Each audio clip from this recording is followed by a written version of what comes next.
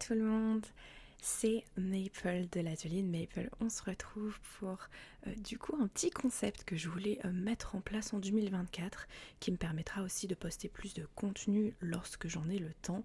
C'est tout simplement les podcasts. En fait, ça va me permettre tout simplement d'aborder des sujets un petit peu plus, comment dire, chill, où il n'y a pas forcément besoin de vous montrer des choses, donc pas forcément besoin de regarder l'écran.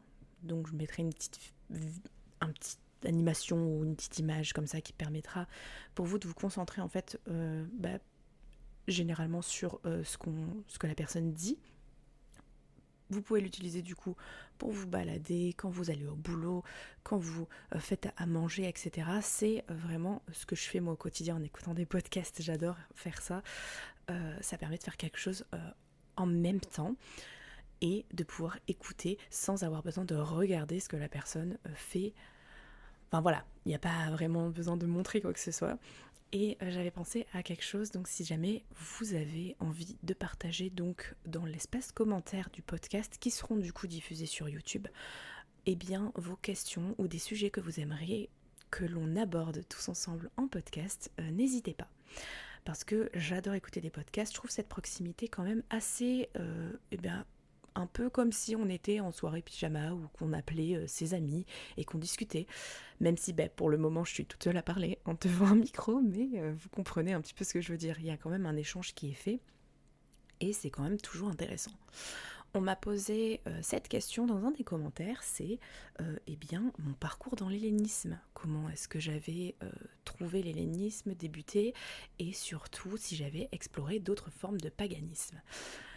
Alors, on va partir tout de suite sur, tout simplement, mon parcours depuis le début, un petit peu avec tout ce qui est religieux, un petit peu spirituel, etc. Ça peut paraître très long, hein, voilà. Mais pour le coup, comme peut-être la plupart d'entre vous, ça remontera du coup à l'enfance. Alors, il faut savoir que ma famille est pour la quasi presque totalité chrétienne et que donc du coup, quand nous étions enfants, nous allions avec soit ma grand-mère, mes grands-mères, ou bien avec mes parents, quelquefois à la messe lors du dimanche. Et j'ai aussi fait ma communion. Voilà. Donc du coup, c'était vraiment dans notre enfance, avec ma petite sœur, nous avions été élevés un peu de cette manière-ci. Alors, on n'était pas vraiment non plus hyper pratiquants, on faisait pas la prière à tous les repas, on faisait pas genre vraiment des choses que les pratiquants qui sont vraiment dans la religion font au quotidien. On faisait pas l'adoration, etc. Mais on avait quand même des petits rites du style, on a une petite croix toujours qui est à l'heure actuelle toujours chez mes parents devant la porte où on changeait le laurier ou le muguet ou quoi que ce soit, comme des petits tout simplement rituels que font les chrétiens selon les fêtes chrétiennes tout simplement. Donc j'avais participé à ça, mais j'ai toujours été attirée par les mythes de la mythologie grecque.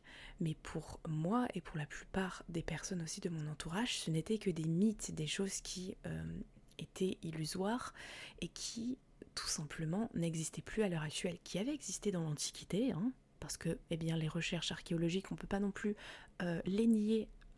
C'est des faits quand même, on a retrouvé des temples, on a retrouvé des écrits, etc. Malheureusement, effectivement, on n'a pas retrouvé énormément non plus de choses que l'on aurait pu retrouver si la bibliothèque d'Alexandrie, je pense, n'aurait pas brûlé. Ça nous aurait apporté énormément de textes, de choses sur toute l'Antiquité, tout ce qui se passait à ce moment-là et tous les textes sacrés qu'il aurait pu y avoir, etc. Donc malheureusement voilà, mais le fait est qu'à l'heure actuelle, on a quand même beaucoup de découvertes et on continue de découvrir des choses de par la science, de par l'archéologie, de par tout simplement les traditions qui sont restées sur les peuples qui continuent de grandir. Enfin, il y a toute une atmosphère, tout plein de choses qui nous prouvent quand même qu'il y a eu des cultes, donc on ne peut pas le nier sur ce point-là. Donc peut-être que oui, c'est des mythologies, il y a tout simplement des mythes et des légendes qu'on ne pourra jamais savoir si c'est forcément vrai ou forcément faux, hein, mais c'est comme plein de choses, on ne peut pas savoir non plus si ce qu'il y a dans la Bible est forcément vrai ou forcément faux, parce que personne n'a vécu, ne reste en fait de cette époque-là pour nous dire si c'est vrai ou faux. Donc c'est un peu le principe d'une religion et de la foi, c'est on croit à quelque chose qui, on ne sait pas au final si forcément ça est c'est 100% vrai ou 100% véridique, et c'est ce que nous diront soit les athées, soit ceux qui vraiment ne croient en rien du tout et qui sont vraiment très scientifiques d'un point de vue. Il y en a eu des gens comme ça qui vraiment m'ont dit mais oui, mais tu crois à quelque chose qui n'existe pas et tu ne peux pas le prouver. Alors oui, certes, mais c'est ce que fait la foi, et c'est pour moi du coup euh, ce pourquoi je ne comprends pas les guerres de religion, où au final il faudrait juste laisser les personnes croire ce que l'on veut ou ce qu'ils veulent, parce que pourquoi y aurait-il une religion qui devrait prédominer sur une autre si au final nous ne croyons que en ce qui n'est pas forcément vrai ou qui n'a pas été prouvé comme étant vrai. Enfin, je trouve que c'est quand même bizarre de faire des guerres sur ça en disant ma religion est la meilleure, alors qu'au final on peut tous vivre en ayant notre propre religion. Bref, ne divagons pas trop, revenons sur ce que nous étions en train de parler. Pour mon parcours, du coup, j'ai toujours été vraiment, vraiment très, très, très attirée par les mythes grecs. J'ai lu énormément de livres dessus, j'ai épluché les sites internet des personnes qui parlaient des mythes, de la mythologie, de la cosmogonie, de tout ce qui se passait en fait au sein de la mythologie grecque. Alors, je me suis intéressée aussi à d'autres mythologies, mais beaucoup moins. Il y a la mythologie égyptienne que d'une part j'avais aussi commencé à faire des recherches dessus, mais j'ai une amie qui est beaucoup plus dedans, donc à l'heure actuelle, dans tout ce qui est mythologie égyptienne, dans les mythes, dans les concepts, dans tout ça. Moi ça m'a pas vraiment plus attiré plus que ça au final, mais je trouve super intéressant d'écouter les personnes en parler comme toujours. La mythologie nordique aussi est quelque chose que je connais quelques trucs, mais pas non plus au point de pouvoir me dire que je connais les mythes, les légendes, etc. Mais j'ai des personnes de mon entourage qui sont dedans et qui du coup m'apprennent beaucoup de choses et ça fait plaisir.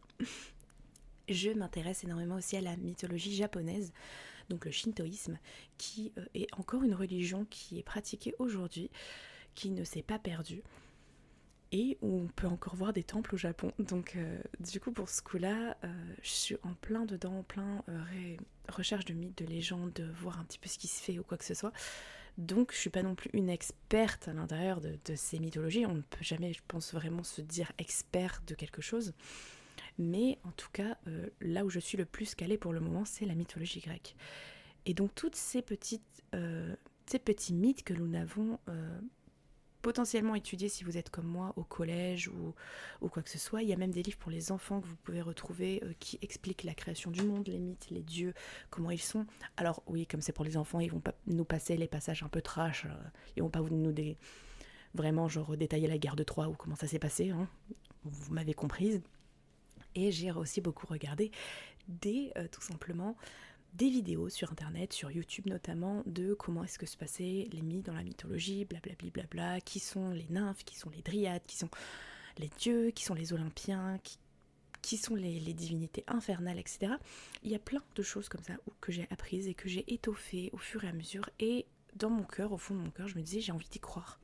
J'ai envie de croire, je me sens intrinsèquement liée en fait à tous ces mythes, à toute cette mythologie, à ces dieux, à ces divinités qu'on présente, à ces formes immortelles en fait qu'on nous présente. Et mais d'un autre côté, on avait aussi tout l'entourage, toutes les autres personnes qui nous disaient mais c'est juste des histoires, c'est juste des choses comme ça que t'as pas besoin de... Enfin, c'est faux quoi. Et quand t'es un enfant, tu crois évidemment tout ce qu'on te dit, ce que les adultes disent, etc. Tout, pour toi, tu es là en mode d'accord, c'est faux. Alors que pour autant, comme je disais avant, aucune religion, vraiment, tu peux te baser en disant que c'est totalement 100% vrai et que c'est pas quelqu'un qui a écrit ça et que tout le monde l'a suivi en fait. Donc bon, c'est quand même un petit peu... pourquoi est-ce qu'on dirait non, ça n'existe pas, mais cette religion-là, si, existe. Bref, il y avait une sorte de travail sur moi-même, où même je commence à avoir des rêves en me disant mon Dieu, j'aimerais trop prier les dieux comme ceci, etc. et tout. Et en fait, je me suis éloignée de la religion chrétienne vers l'âge de, je dirais 13-14 ans, dans ces eaux-là, en fait, où vraiment je me suis éloignée et je me suis considérée comme athée. Mais j'avais quand même, au fond de moi, voulais croire en quelque chose, et surtout, j'avais toujours ces mythes et ces légendes. Je me souviens qu'on avait étudié, il me semble, l'Odyssée au collège, je crois que c'était vers le collège, ou le début lycée en seconde, où on étudiait en fait en français, donc l'Odyssée, une partie où, avec du coup le récit d'Ulysse qui faisait toute la traversée jusqu'à chez lui depuis la guerre de Troie. Et vraiment, ça m'a fascinée. Et donc, à ce moment-là, j'ai découvert l'histoire de l'Iliade avant l'Odyssée, qui est quand même, du coup, le principe, enfin, ce qui vient avant, l'histoire qui vient avant. Et j'ai découvert aussi, toutes ces formes de mythes, de légendes qu'on pouvait découvrir, mais un petit peu plus pour un âge avancé, du coup, avec Jason, pas Jason, mais Jason et les Argonautes, toutes ces mythes, ces légendes, ces histoires en fait qui sont maintenant des classiques, on pourrait dire littéraires. L'Iliade et l'Odyssée, c'est quand même des classiques, hein. Et aussi un peu l'aspect romain, puisqu'on avait fait un rallye lecture, je me souviens, dans notre collège. Et en fait, à la fin du rallye lecture, on devait présenter le livre que l'on avait lu. Et on devait faire... En fait, on devait tout simplement, notre salle de classe, on devait la transformer selon le roman qu'on avait lu. Enfin, le livre qu'on avait lu. Et nous, on avait lu l'affaire... alors, je sais plus comment elle s'appelle. Laissez-moi aller chercher le nom. J'ai retrouvé le nom du coup du livre, c'est l'affaire Caius. Donc je sais pas si vous l'avez étudié, si vous l'avez lu ou quoi que ce soit, mais tout simplement on est projeté dans la Rome antique avec une histoire assez cocasse. En fait, ça me fait rire maintenant dès que j'y pense, de me dire qu'à l'époque j'avais déjà envie de savoir plus sur les dieux, etc. Et qu'on nous a donné justement ce livre-là à étudier et tout simplement à faire en décorant la salle de classe. Donc, si vous ne connaissez pas l'affaire Caius, je vais essayer de vous résumer ça très vite fait, parce que c'est quand même un livre que j'ai lu au collège, donc je ne peux pas vraiment m'en souvenir très très bien.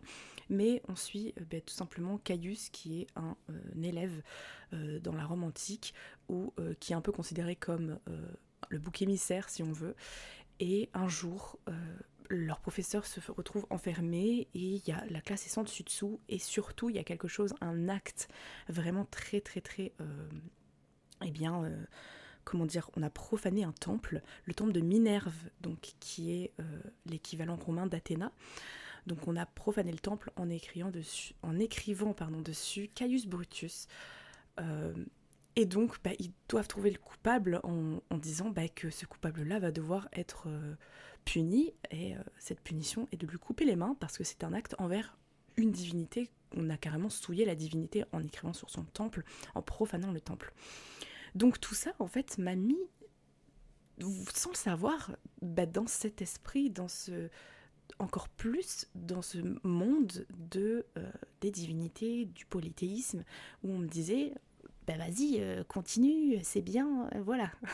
Donc je me souviens qu'on a mis du papier toilette pour faire la prison. Bref, ça c'est surtout des souvenirs du collège, mais voilà, c'était quelque chose quand même, qu'on avait dû mettre la classe en dessus-dessous en écrivant sur le tableau Caius Brutus. Bref, c'était assez marrant quand même à faire. Franchement, les profs étaient super imaginatifs pour nous faire des trucs comme ça.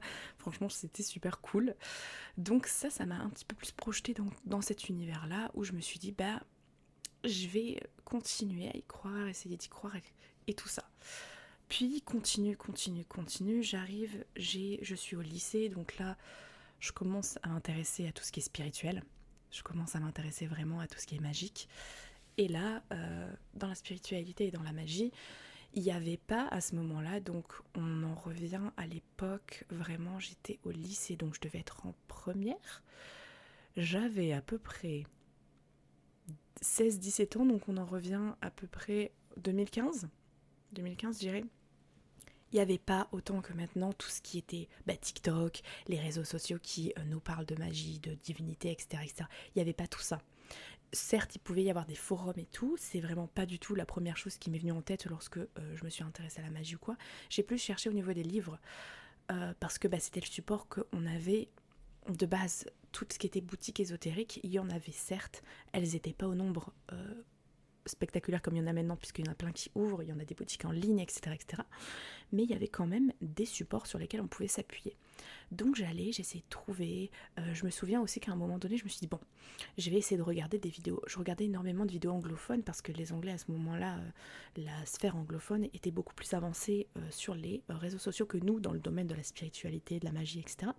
Donc je lisais beaucoup en anglais, je regardais beaucoup de choses en anglais et tout, et je me suis petit à petit mis dans ces choses-là.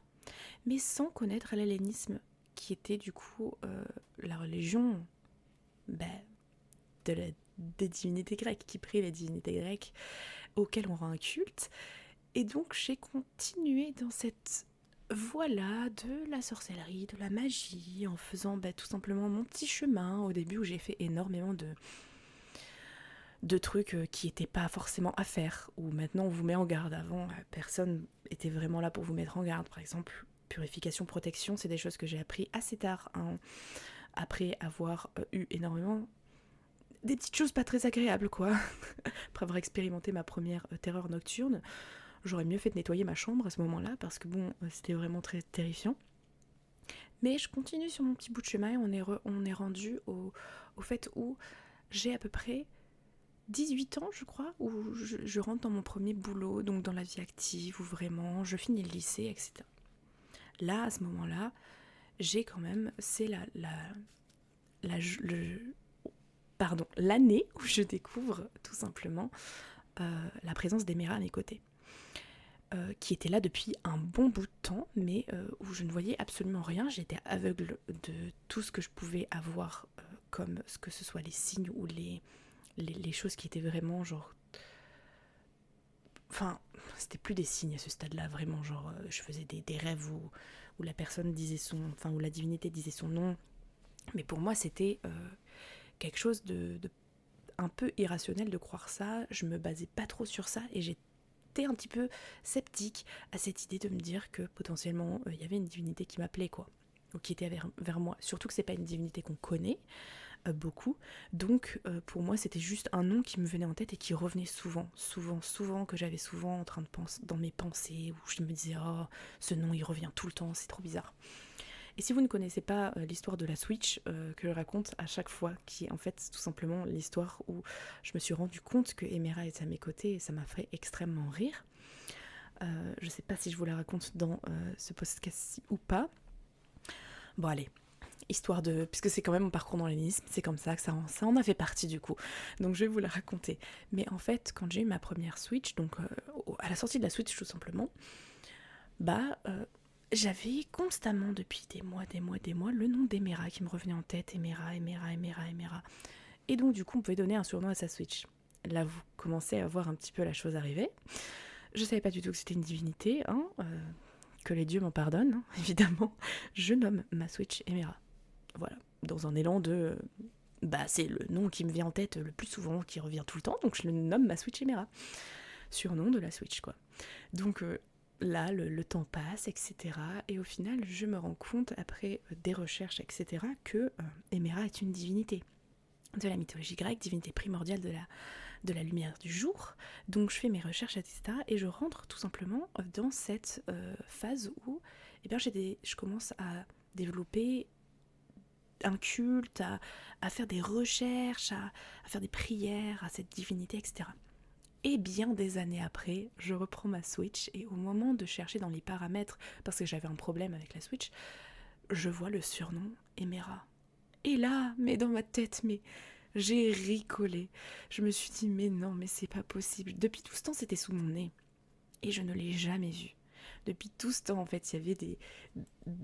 Comme elle pouvait, en fait, elle m'envoyait des trucs en me disant, mais elle devait se dire que je suis aveugle, vraiment, tout simplement, et que je ne comprends pas ce qu'elle veut me dire. Du coup, voilà, quand j'ai vu ça, j'ai rigolé. Je me suis dit, bon, je laisse ce surnom sur ma Switch, parce que c'est une belle preuve, en fait, tout simplement, de moi qui suis aveugle. Et de ce lien qu'on a commencé à créer à partir de cette Switch, voilà. Waouh, rien d'extraordinaire, hein, vous voyez, c'est pas la divinité va arriver devant vous avec un filet de lumière et elle va vous éclairer, etc. Non, rien de tout ça. Et ça a commencé mes recherches donc dans l'hellénisme, parce que je me suis posé la question, mais avec cette divinité-là, elle appartient à un panthéon, le panthéon grec. Mais ce panthéon-là, est-ce qu'il était prié avant ? Est-ce qu'il y avait des cultes avant qui étaient redonnés? Bah oui, puisqu'on a retrouvé des temples, des statues, des recherches archéologiques sur tout ça. Mais à ce moment-là, j'avais aussi l'envie d'explorer tous les panthéons, vraiment, genre chose à ne pas faire en même temps, hein, c'est vraiment bon pour vous mélanger les informations et tout. Mais bon, la petite Maple voulait tout faire, donc il y avait énormément de... Je me plongeais dans l'égyptien aussi, dans le panthéon nordique, je mélangeais tout en fait.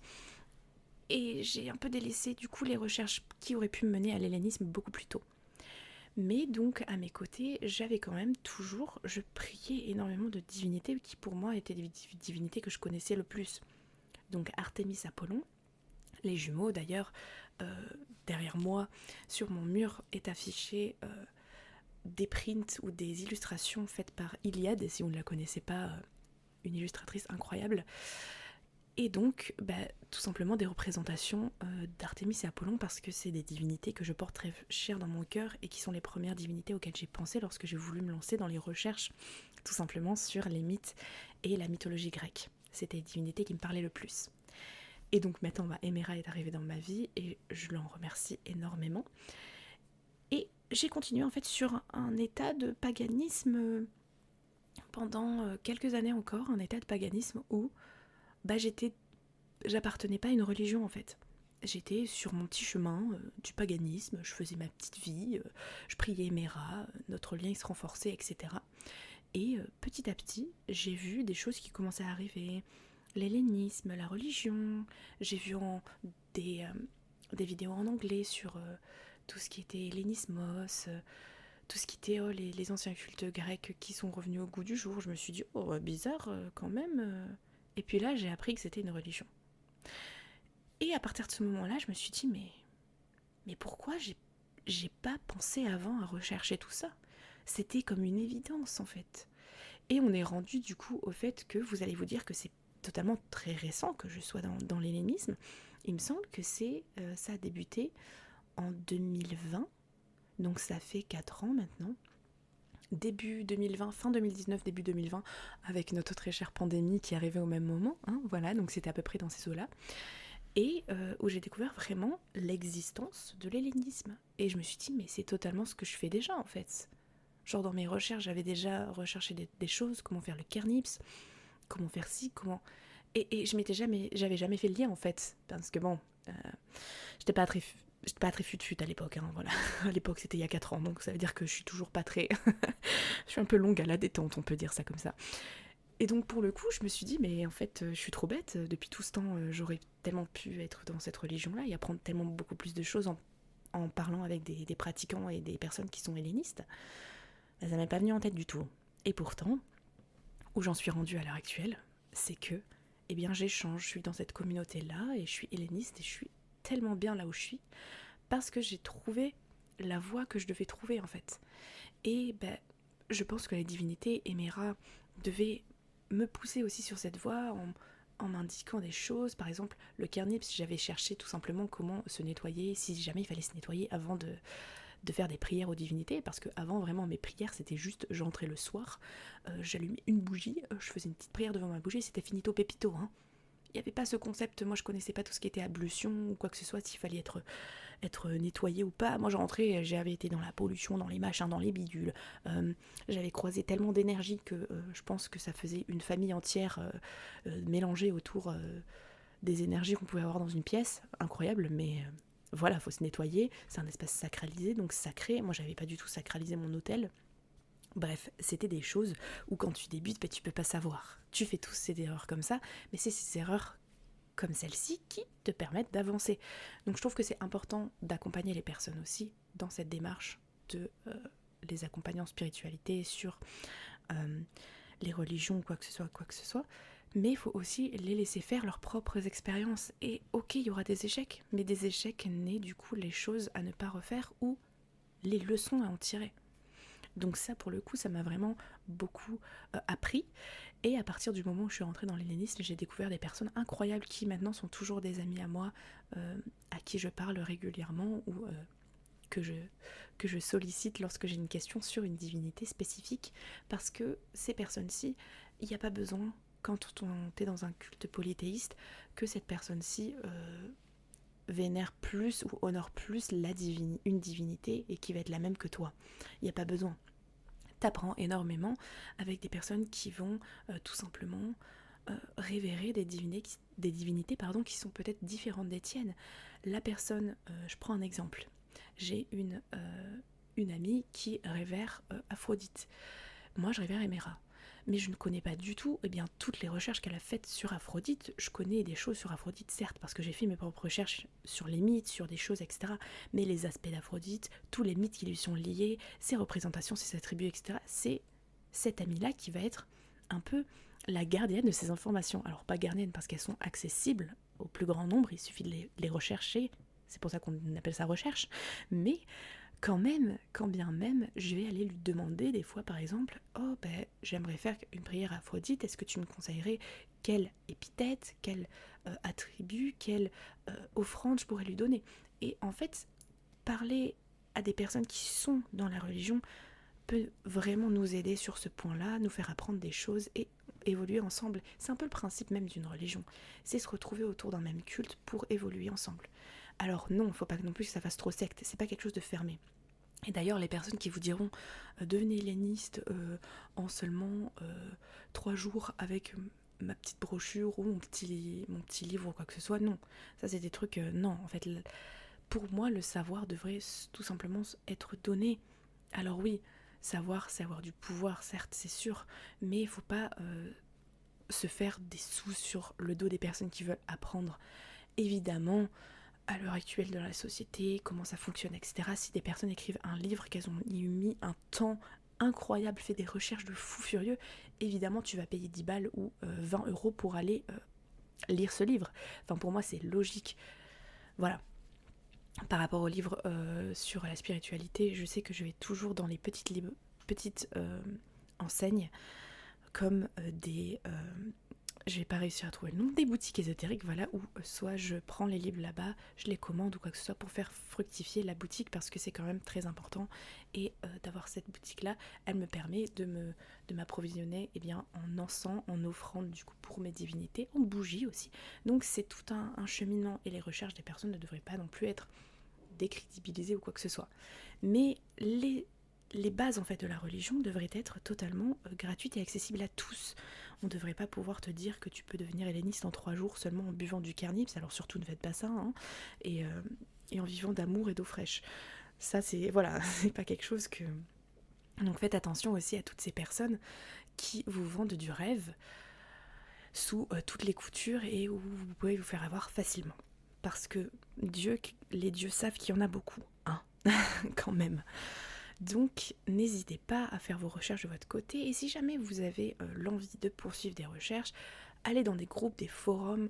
Je sais que sur Discord il y a énormément de groupes qui existent, alors comme toujours faites attention aux personnes, ne buvez pas les paroles, de toute façon peu importe ce que les personnes disent, que ce soit moi ou les autres, nous n'aurons jamais la science infuse, nous n'aurons jamais la parole divine, éternelle, etc. Faites toujours vos recherches et si votre avis diffère d'une autre, ben c'est tant... D'accord, il n'y a pas de mal en fait, c'est que chacun peut avoir son avis. Voilà. Donc aucun problème sur ce point de vue-là.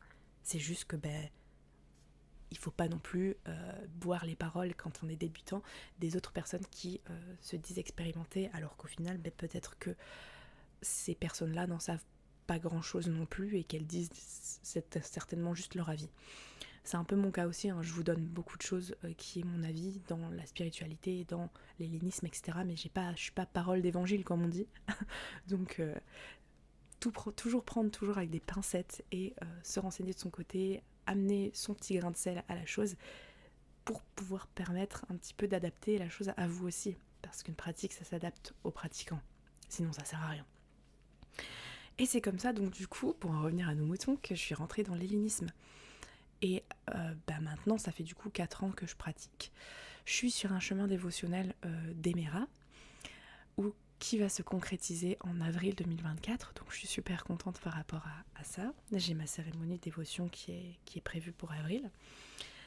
J'ai aussi une autre deuxième divinité qui est rentrée dans ma vie, Mélinoé, pour ceux qui le savent.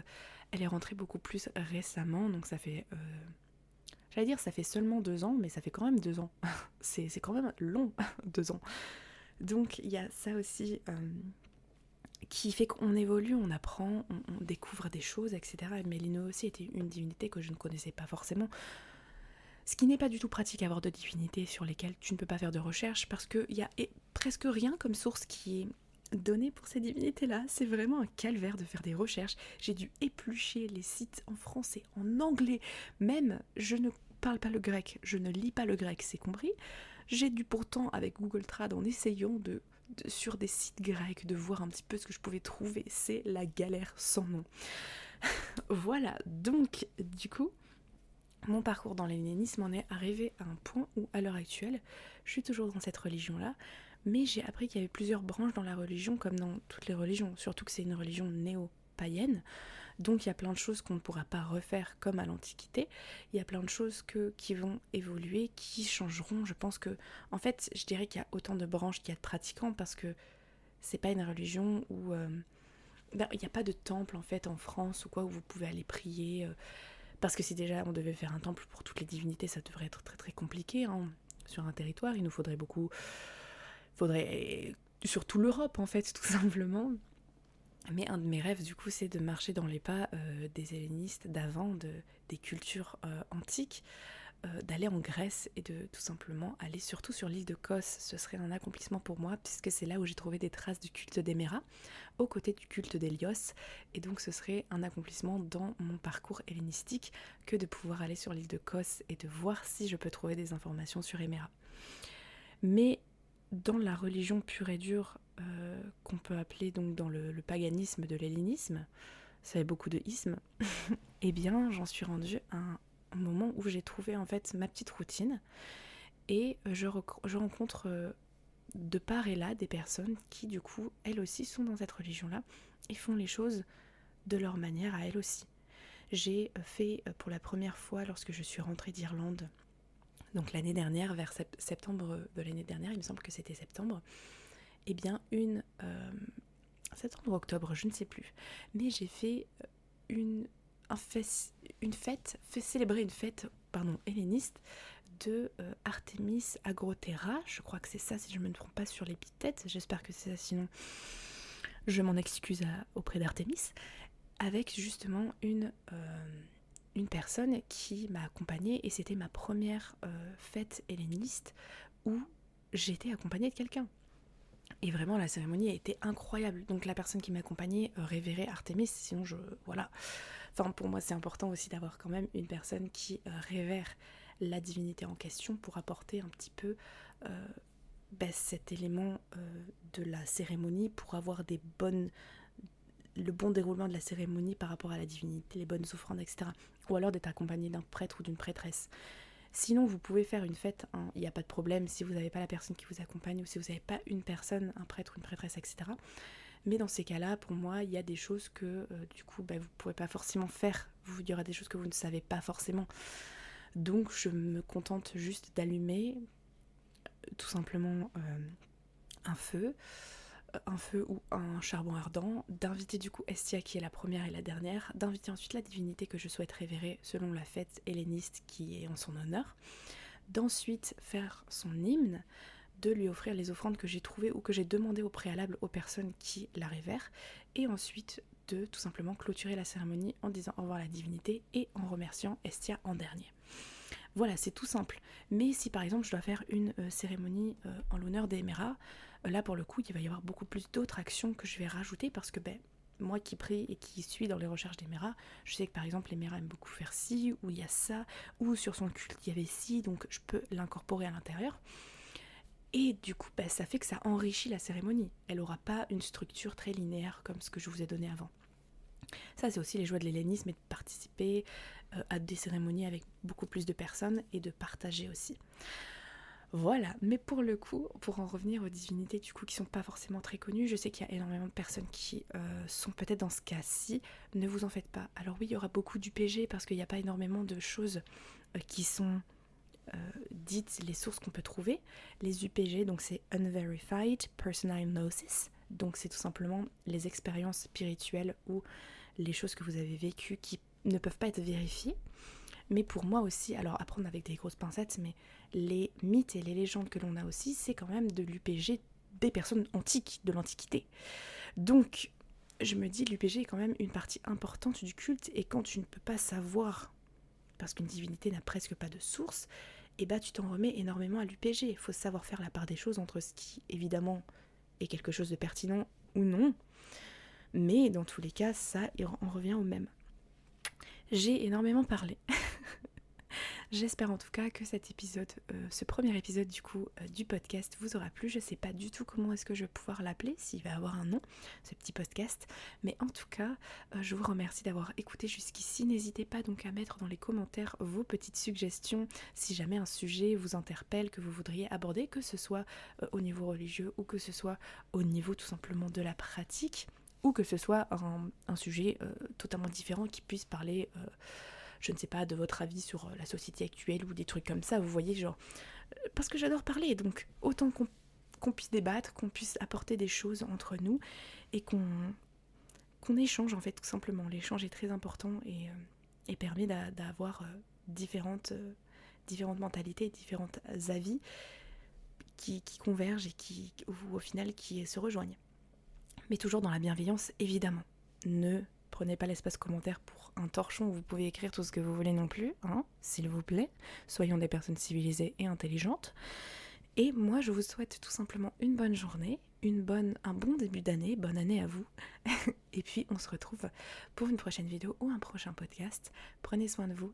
À bientôt pour une nouvelle aventure. C'était l'Atelier de Maple. Bye bye.